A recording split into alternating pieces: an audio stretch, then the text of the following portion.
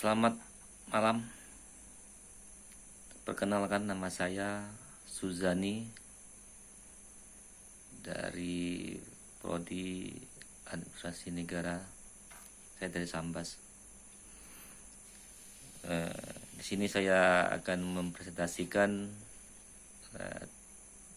diskusi kita yang keempat tentang COVID-19, virus yang berbahaya dan mematikan. Assalamualaikum warahmatullahi wabarakatuh. Yang terhormat Ibu atau Bapak Tutor, teman-teman mahasiswa dan mahasiswi yang saya cintai. Pertama-tama marilah kita bersyukur kehadirat Allah, Tuhan Yang Maha Esa. Atas izin dan nikmatnya kita bisa bersama-sama mengkupas tentang COVID-19 dan di dalam diskusi kali ini.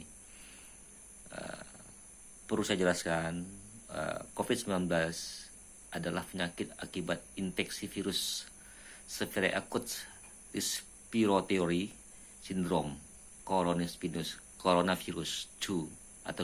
atau SARS-CoV-2. Nah, COVID-19 dapat menyebabkan gangguan sistem pernapasan kita. Sini.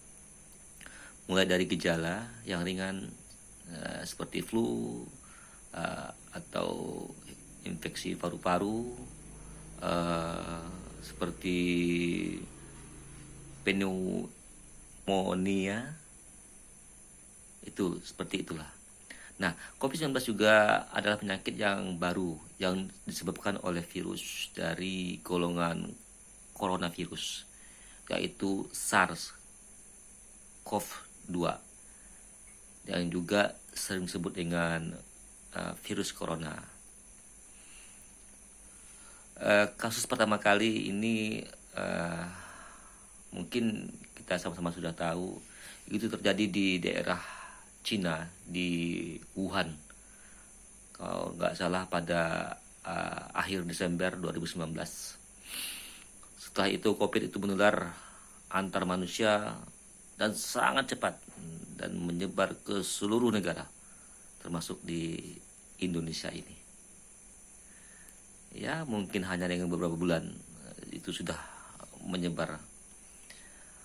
Nah, penyebaran COVID agar tidak meluas, beberapa negara itu memberikan kebijakan seperti lockdown. Di Indonesia, pemerintah juga menerapkan kebijakan pemberlakuan pembatasan kegiatan masyarakat atau disingkat dengan PPKM untuk menekan penyebaran virus ini.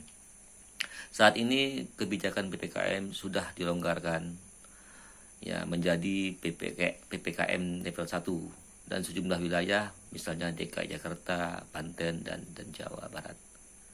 Tingkat kematian COVID semakin meluas. Menurut dari rilis gugus tugas percepatan penanganan COVID-19, jumlah kasus terkonfirmasi positif hingga 21 Juni 2022 itu sebanyak 6.069.255 orang dengan jumlah kematian sebanyak 156.695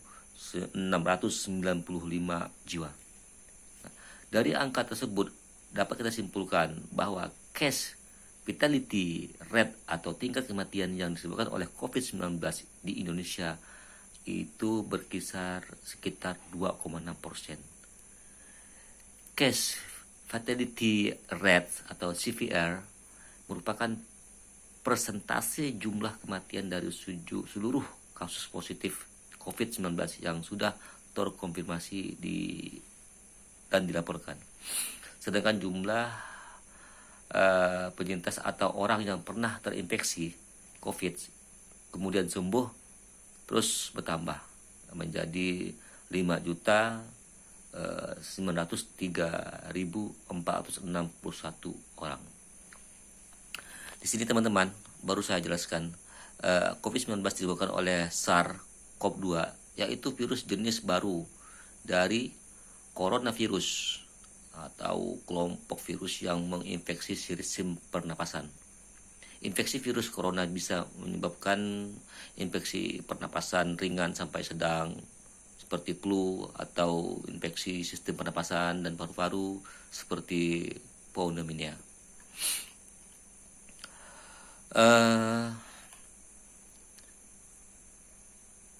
COVID-19 ini awalnya diduga ditularkan dari hewan ke manusia. Setelah diketahui bahwa infeksi ini juga bisa menular dari manusia ke manusia. Penularannya bisa melalui cara-cara misalnya seperti ini.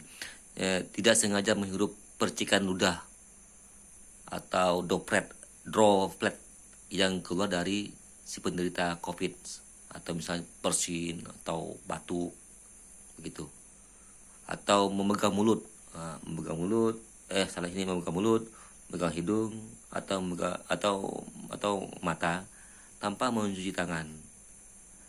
Setelah menyentuh benda yang terkena droplet penderita COVID-19, misalnya uang atau gagang pintu dan sebagainya, dan juga kontak jarak dekat kurang dari 2 meter dengan penderita COVID-19 tanpa menggunakan masker. Makanya di situ kita ya diwajibkan untuk memakai masker apabila kita berpergian di luar atau ke jauh-jauh itu. CDC dan WHO menyatakan COVID-19 itu bisa menular melalui aerosol itu seperti semacam partikel zat di udara.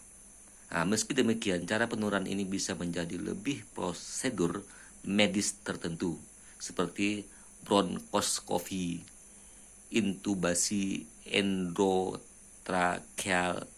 isap lendir, dan pemberian obat sirup melalui nebulizer. Penularan melalui udara juga bisa lebih mudah terjadi di tengah kerumunan orang, khususnya dalam ruang tertutup gitu. Baik, saya ingin menjelaskan faktor dan risiko COVID. Ya, COVID ini menginfeksi siapa saja, tetapi efek dan yang lebih berbahaya atau bahkan fatal bila menyerang usia lebih lanjut, ibu hamil, perokok, penderita penyakit tertentu, dan orang yang daya tahan tubuhnya lemah seperti penderita kanker dan sebagainya. Secara umum ada 3 gejala umum yang menandakan seorang terinfeksi COVID-19, seperti demam, suhu di atas 38 derajat, batuk kering, sesak napas. Selain gejala itu bisa juga muncul, tetapi ya istilahnya beberapa lain yang jarang muncul tetapi bisa juga muncul pada infeksi COVID, misalnya mudah lelah, nyeri otot, nyeri dada, sakit tenggorokan, dari kepala pusing gitu, mual, muntah, pilek, menggigil dan lain-lain.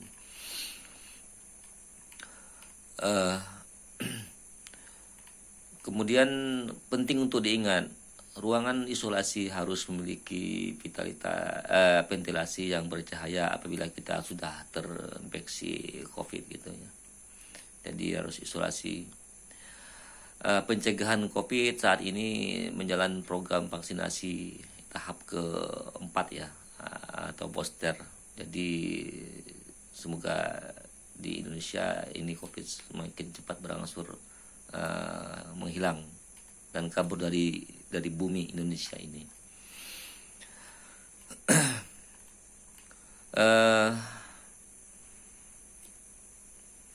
Kondisi-kondisi yang memerlukan penanganan khusus oleh dokter di rumah sakit, misalkan melahirkan atau operasi cuci darah segala macam, akan ditangani secara berbeda dengan beberapa penyesuaian selama pandemi. Tujuannya agar pencegahan penularan COVID itu bisa berada di rumah sakit. Oleh karena itu, mohon kepada teman-teman dikonsultasikan kepada dokter apabila kita atau ada kondisi-kondisi yang tidak enak atau bagaimana, cepat mungkin kita mengkonsultasikan kepada dokter. Saya rasa cukup sekian presentasi saya. Saya ucapkan terima kasih. Wabillahi taufiq wal hidayah. Assalamualaikum warahmatullahi wabarakatuh.